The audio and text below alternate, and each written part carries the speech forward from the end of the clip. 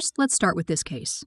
I, 27 male, hosted a small dinner at my place for a few friends last weekend. While I'm no professional chef, I really enjoy cooking, and I spent several hours preparing what I thought would be a nice meal. Overall, everyone seemed to enjoy the food, except for my friend Mark, 28 male. From the moment he sat down, Mark began making little comments like, "Did you forget to season this?" and "This is why I stick to takeout." At first, I tried to laugh it off, thinking he was just joking. However, he didn't stop. Eventually, he made a remark along the lines of, "Man, even a frozen pizza would have been better than this." That comment was the final straw for me. I told him, "If you hate it so much, maybe you should just leave." He initially laughed, assuming I was joking, but I wasn't. I made it clear that if he was going to keep insulting me, he wasn't welcome to stay. In the end, he left. Since he didn't drive, he had to walk home, which was about a 20-minute walk. Later, some of our mutual friends told me they thought I overreacted and that kicking him out was too harsh. On the other hand, a few friends said he got what he deserved.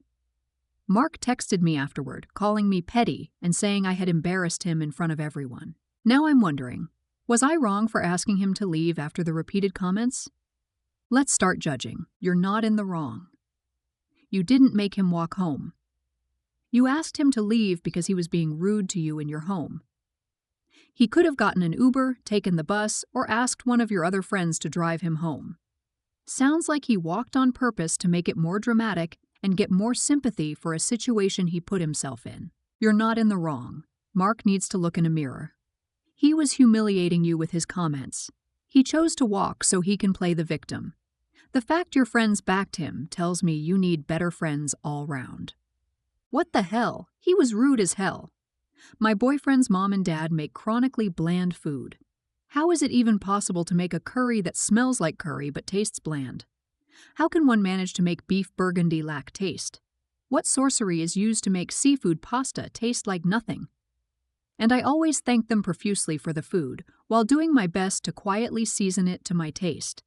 I eventually got tired of sneaking a salt shaker next to my plate and told them I just like my food extremely salty and extremely spicy due to the cuisines of the countries I lived in before coming to the US, and pinned it all on myself for having weird eating preferences so I don't look like an idiot every time I have to modify whatever they make so it's palatable. His dad now keeps 2 kinds of hot sauce in the fridge for me because of my weird preferences. I'd never ever tell them their food tastes like cardboard. They just genuinely have very bland pale American people palates. My boyfriend, who's been exposed to more varied cuisine, agrees, but he's used to their bland food. When we go out, he fortunately goes for highly seasoned stuff. Boyfriend has also on occasion cooked for me, and it can tanning. Sometimes be bland, but I'm always super grateful. This person should have been teleported an hour away and forced to walk home in a highly localized snowstorm. Next up, the first time I, 47 female, met my brother-in-law, 49 male, and his partner, I was in the first trimester of my pregnancy. I was constantly exhausted. We were invited to spend a weekend with them so they could get to know me. On the first day, they planned a 2-hour walk, followed by lunch, and then an afternoon of tennis. After the walk, I was completely drained and told them I needed a nap. Just as I was about to doze off, my husband, 46 male, whom I'll refer to as B, came in, hurriedly packing our things and saying, "Come on, we're leaving." Confused, I followed him out.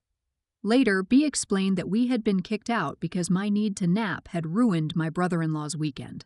Over the years, I've noticed a pattern in my brother-in-law's behavior.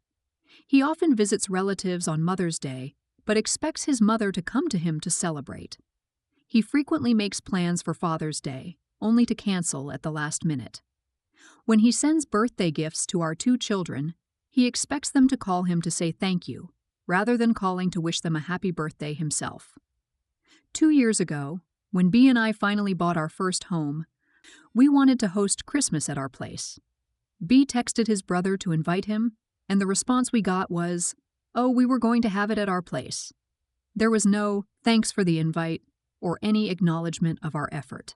B and I have spent years scrambling to organize last-minute lunches and cakes for their parents after my brother-in-law's frequent cancellations. We do this gladly because we genuinely value his parents, especially since my own family isn't in the picture.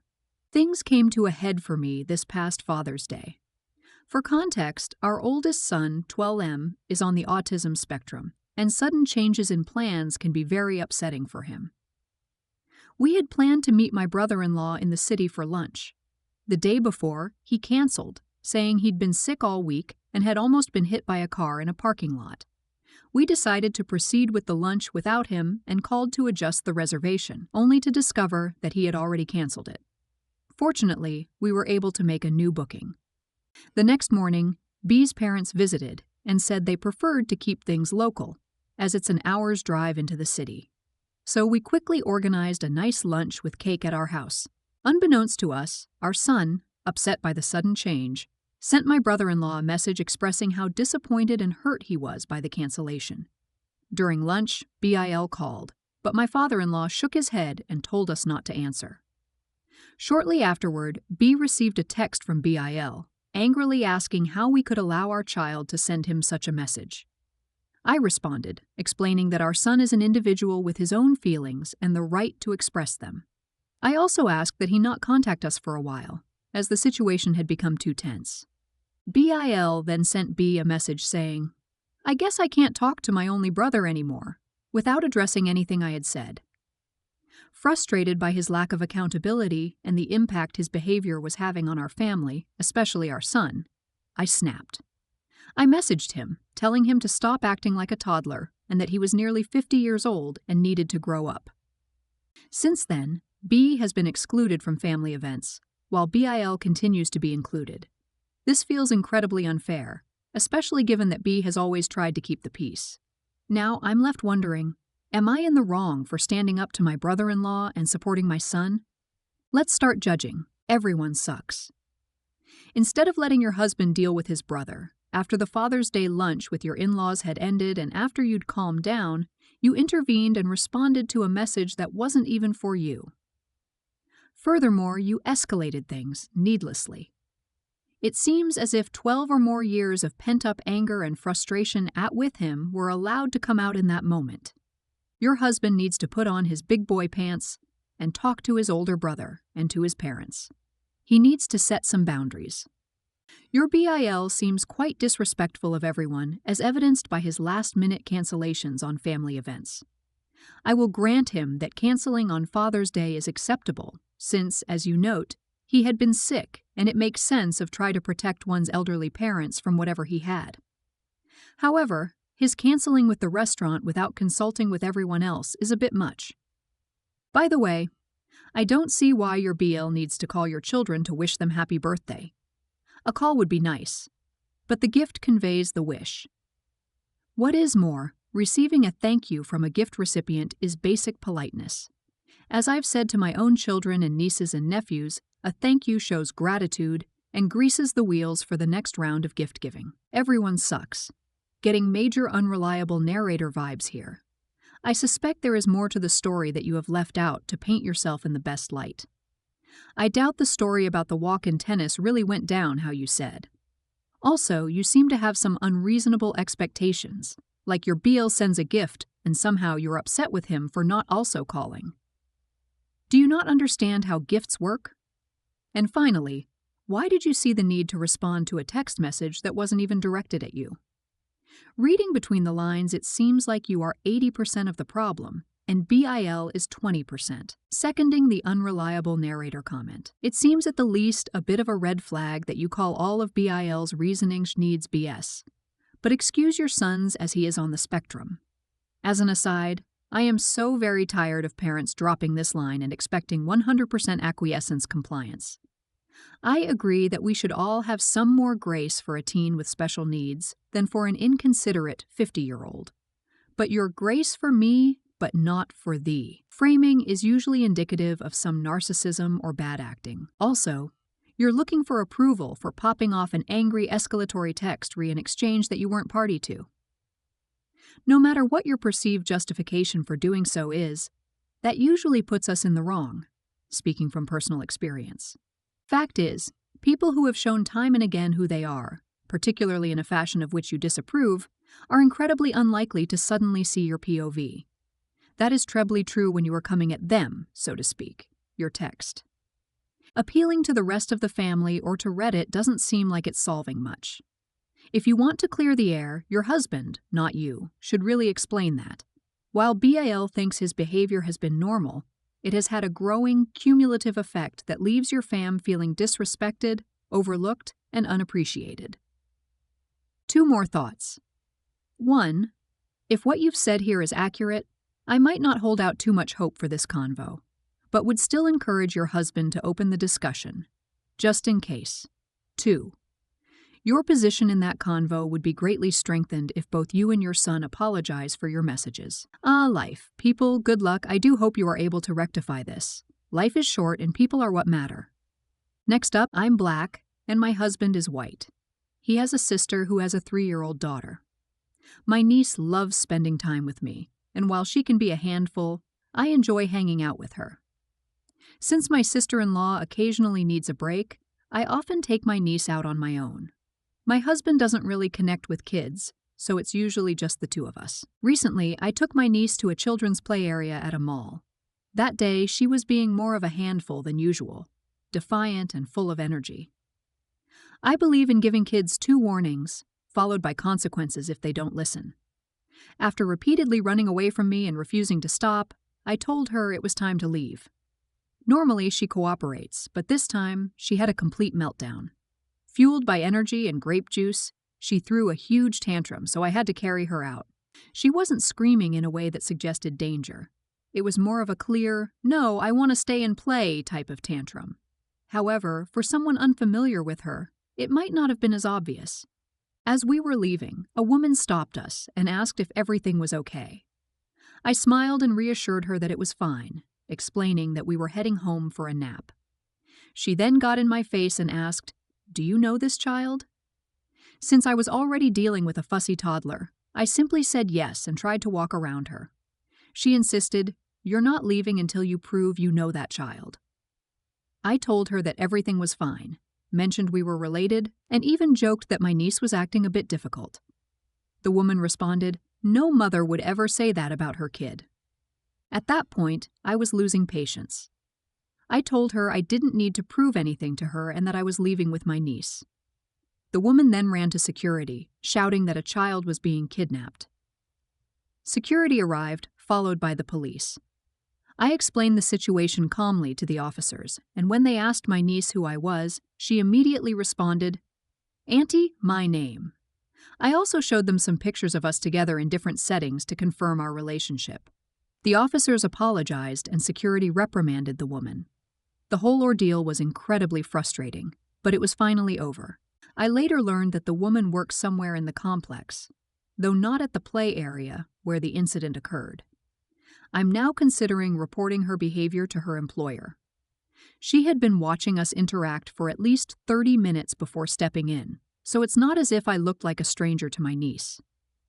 While I understand that people can be concerned about a child's safety, the way she handled it was unnecessary and invasive. The actual security personnel, whose job it is to handle such situations, apologized to me, recognizing that the woman had overreacted. This isn't the first time I've dealt with someone being wary when I'm out with my niece, and I've always been polite and understanding. Usually, once it becomes clear that my niece knows me, people drop their concerns. However, this time was different. I couldn't help but think about the future. What if one day my niece jokingly says something like, "This isn't my mom," in public? I would genuinely need the police in that case because I'd probably lose my temper. I understand that the woman might have been acting out of concern, and I get that it might seem unlikely to some people that I've adopted or care for a white child. But also, at the end of the day, she crossed a line. She wasn't in a position to demand proof, and I had already assured her everything was fine. Would I be wrong if I reported her behavior to the facility management? Am I in the wrong for wanting to file a complaint? Let's start judging. You're not in the wrong. She's a racist. Complain and hopefully save someone else the trouble, because she will do this sort of thing again. You're not in the wrong. You should complain. My dad is Latin, Black, and Hispanic, and my mom is white. so I am a lot lighter skinned than he is. Growing up, there were a few incidents where people didn't realize he was my dad. This was back before the days of cell phones, so he always had to have a photo of us in his wallet. In this day and age, blended and interracial families exist. It's also possible that she is multiracial and white, passing like I am. I understand maybe coming up to you and being concerned, since your niece was claiming not to know you. But once you explained that she didn't want to leave and was having a tantrum, she should have let it go. You definitely should complain to her boss.